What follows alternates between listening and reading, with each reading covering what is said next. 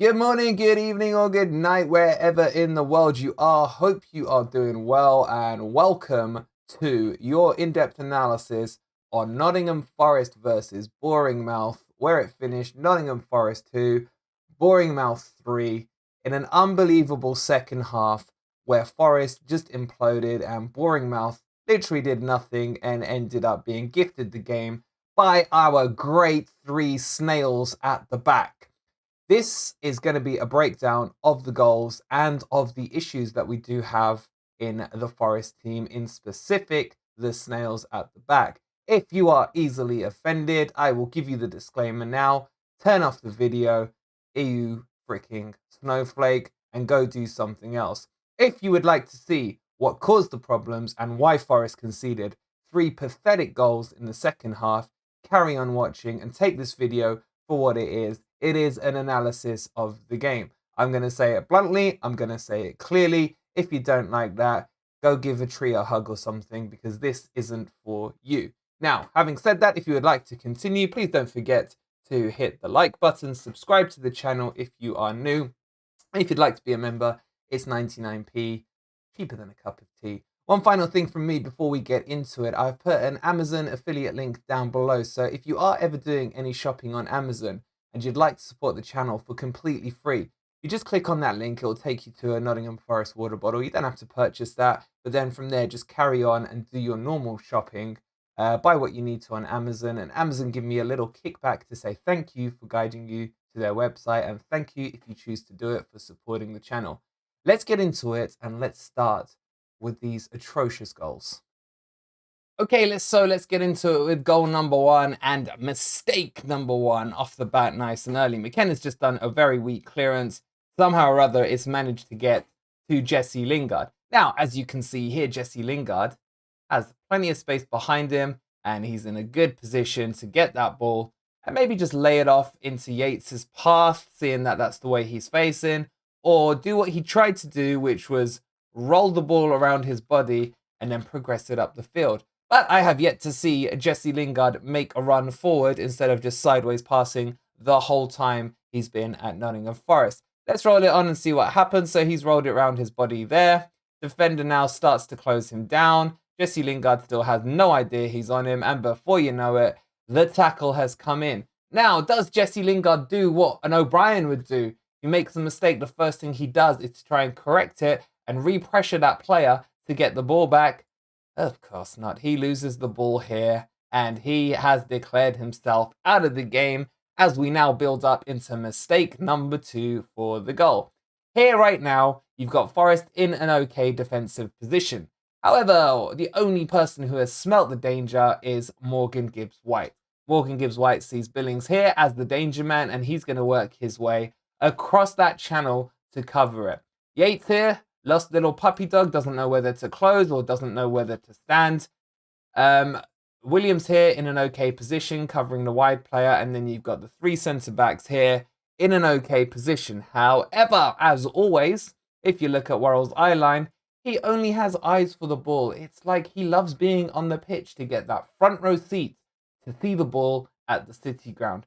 Why has he not had a look around and understood that there's 2 defenders here covering the line? The whole point of a back 3 is that so one of them can step out. He should be stepping out over here, as Billings is the only danger man right now, and then Cook would step across, and so would McKenna, and that's the whole point of a back 3. If you're going to play the back 3, you better damn well play it right. What does he do? Let's watch.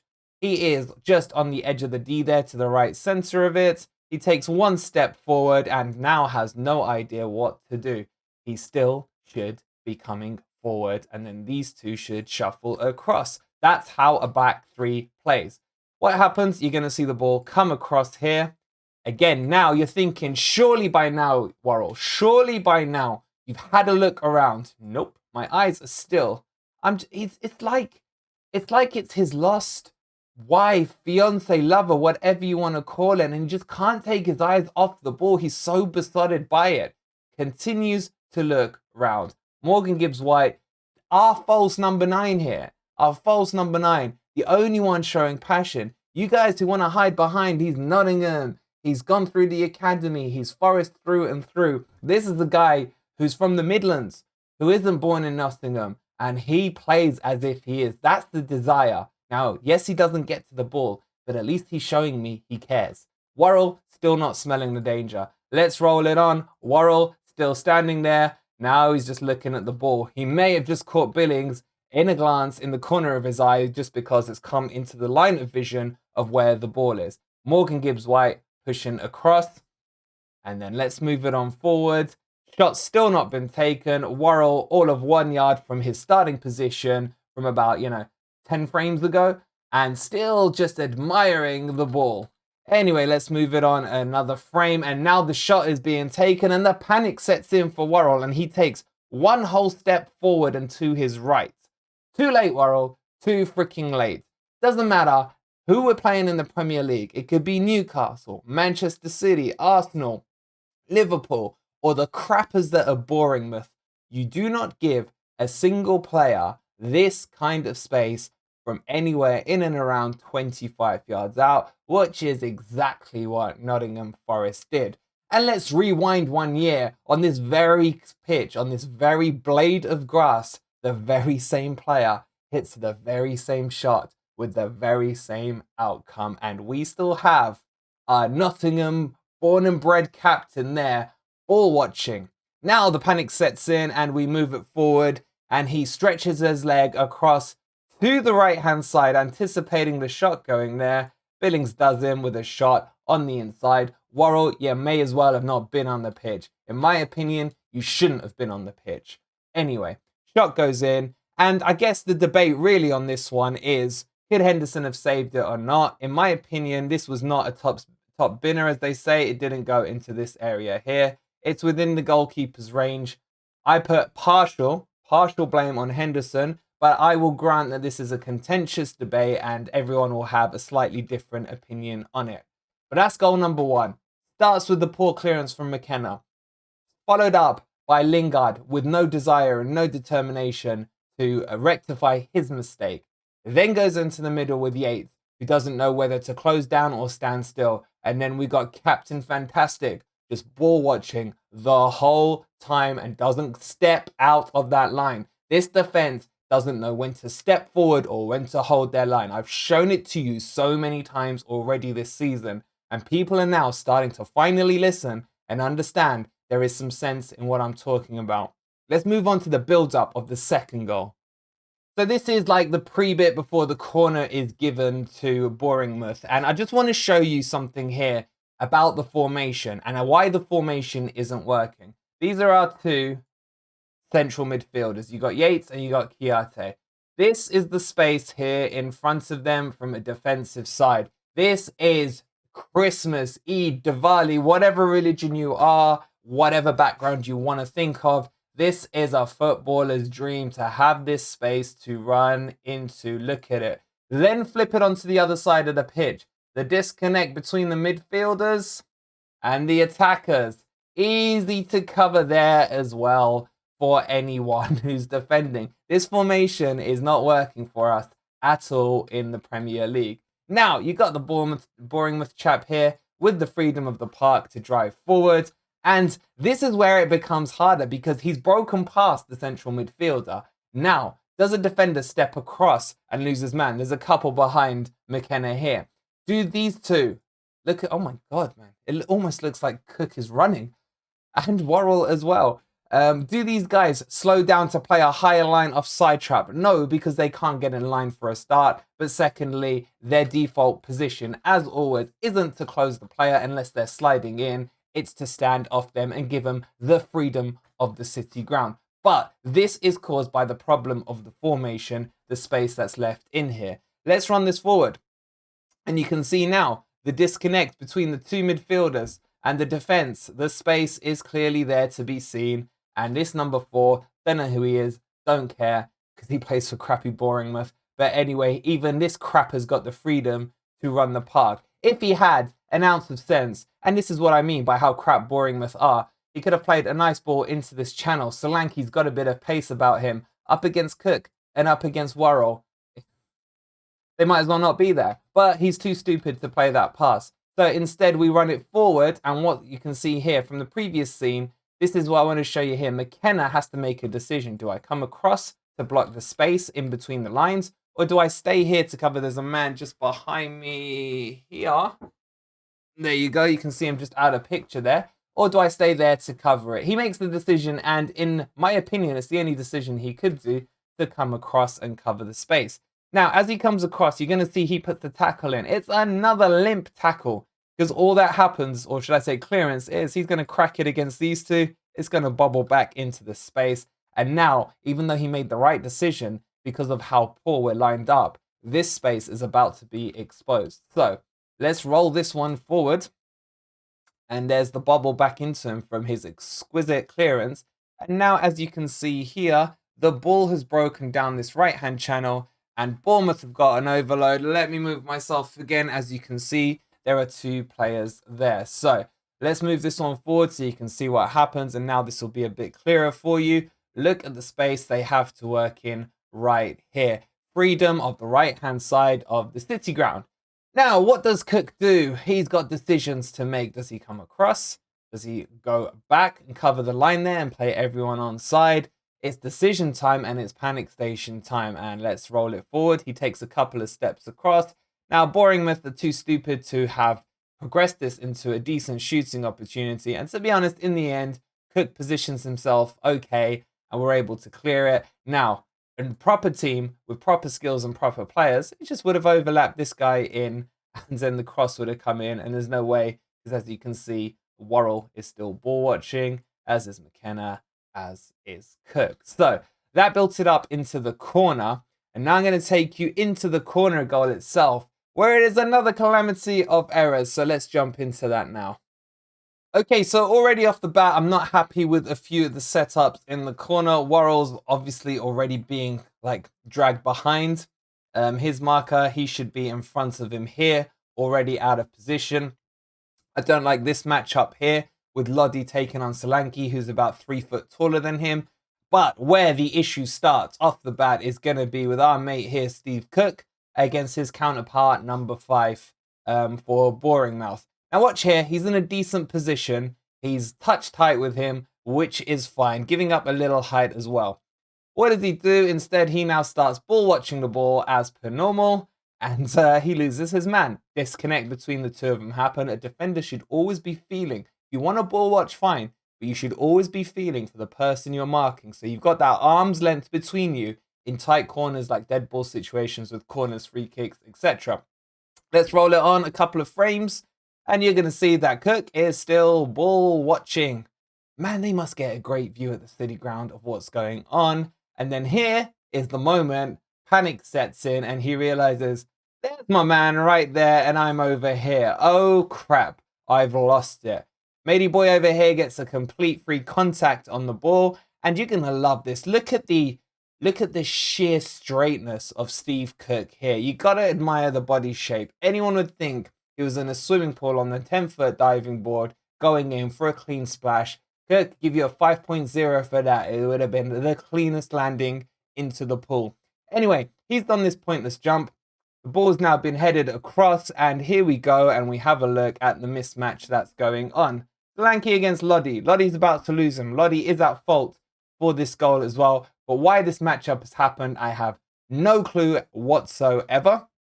And the ball's going to come across here. Worrall, as always, having a good look at where the ball is. And as it comes in here, you now see Worrall react to it. This is going to be a battle between Worrall and Solanke here of who wants it first and who wants it more. It's not just that. Solanke is in no body shape position to take a shot from here. All you would expect is Mr. Captain here to come across, clean the ball out, get rid with one foul swoop. Let's see what happens as the ball comes across. He still looks favourite for it here. And we move it forward. And now you're thinking, not only is Solanke getting the ball, but in a crowded penalty area, we have given him the time to attempt the crappiest overhead kick I've ever seen, granted. But he's had the time to not only attempt the overhead kick, but make a contact with it. As Worrall is, I don't know what he's doing, the can or something? No idea. He should be in there putting his foot onto the ball and making sure the contact isn't made. Let's roll it on another scene. There's the contact. And then just to add to the great performance that McKenna had today, he's going to put the most delightful flick header in, almost like he's a striker, and send it the other way, leaving Henderson with no chance. So what a great goal to concede. Starts with the matchup of players in the box. Lodi versus Solanke, mismatch. Then it carries on with Cook ball watching, losing his man, and then attempting a dive into a pool, getting himself a 5.0 on his artistic points. On top of that, you then have Worrall reacting slowly, having been ball watching, should have got ahead in front of Solanke, does not, goal is conceded. And then if that's not enough, let's move on to goal number 3. Just when you think mistakes can't get any worse, these 3 centre-backs take the bar, raise it to new heights. Okay, so here we go with goal number 3. The ball's been punted into the channel down the right-hand side. As you can see, McKenna's under no pressure, but he does let the ball bounce. Once you've let the ball bounce, every defender knows, get rid. But no, McKenna suddenly thinks he's Messi down the right-hand wing and wants to take it on a little. So what does he do? He basically waits for the bounce to come back up, allowing Solanke to press on him from behind. He thinks, no, I've still got the steel to take him on. And then he looks to play the ball back to Henderson. Got no problem with this, apart from McKenna is actually quite heavily left-footed. But he seems to still fancy himself for that pass, instead of playing the smart, not stupid play of just punting the ball out of play. You can't see it behind me, but there's the arrow. Let me move. So you can't see it, but let me move. If he just did that, that, ladies and gentlemen, would have been enough to stop the 3rd goal from being conceded. Of course, let's take a quick note of what's going on the other side of the pitch. You got Cook here, and then welcome to the freedom of the City ground. No one occupying that space. Forest are not losing at this point. Forest are 2-2. Forest should, at this point, decided, you know what, 2 minutes left. Let's not throw the game away like we did against Everton. No, they've got people committed up the pitch, which is fine, which is good, but if you're committing people up the pitch who have 0 pace, what do you expect is going to happen? Let's move this on and look at the lovely position McKenna finds himself in, which is right there. And now he's going to try and bend the ball back to, Henderson. So let's move it forward. All he ends up doing is playing one of the greatest through balls you will ever see. Of course, just to annoy me further, he's doing it behind my head. He's just going to play the ball here 2 inches into Solanke. So let's move on because I'm getting neck crank. Solanke now has the freedom of the City ground's right-hand wing.